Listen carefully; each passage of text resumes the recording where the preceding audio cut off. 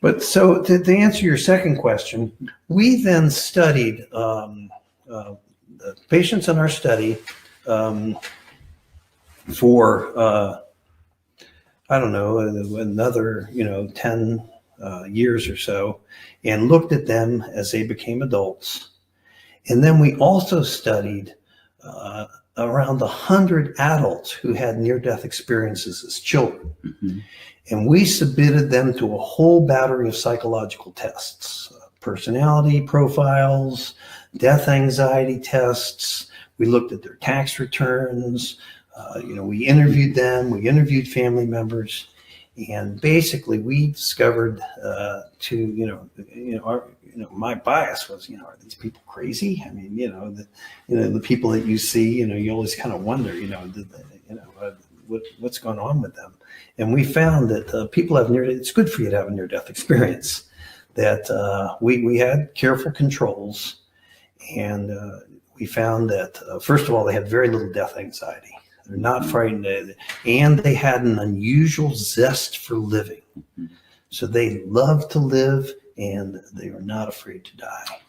They gave more money to charity than our control populations. They are more likely to be in the helping professions, and they psychologically were far healthier, much less anxiety, much less depression. Interestingly, much less prescription drugs, but interestingly enough, statistically significantly less use of over-the-counter drugs. Mm-hmm. And so they just lived vibrant, wonderful lives. It's like having a near-death experience. You would get a post-traumatic bliss syndrome, so to speak. They become more internal. Yes, that's true. Yeah. And spend a lot of time meditation, such as that. I got to tell you one funny story. Was one of the members of our study. I was counseling his grandson on having his tonsils out, and what he could expect from this after the tonsils out. And I was telling him you get to eat ice cream and all of that. Meanwhile, his grandfather is saying to me, "Tell him about the tunnel. Tell him about the tunnel." and I'm like, what? Looking in my, not really, but checking my textbooks. Is that a side effect of having your tonsils out? But sure enough, I enrolled him in my study because he provided me with his medical records.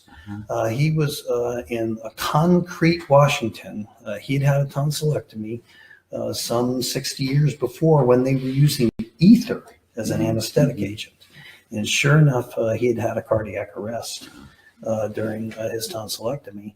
And he described, going down a tunnel, coming out on this beautiful beach where there's just warm, wonderful sunshine, and, a light that told him, that the meaning of life is to love each other. And he lived a life of love by every indication in talking with his family members. So, we learn how to live from having the near-death experience. So true. If I can I tell you one more story? Yeah. I don't want to, well, it's just these, when you hear these stories from children, you understand something that you could read. I've read, Tibetan, texts and spiritual books, and yet you hear it from a child, or, this was one of the children that I resuscitated. He told me that part of his near-death experience was that he was told, "Go back, Bobby, you have a job to do." So I interviewed him when he was in his 20s. And, still, a young man then. I'm still, not quite sure what all this means. And I was like, oh God, go back, you have a job to do. All right, I'll bite. What's your job? Find a cure for cancer, or, what is it? And he looks at me and he said, "I already told you what my job was." He said, "I run a little construction company." He said, "Those numbnuts that I hire, they wouldn't know what to do without me."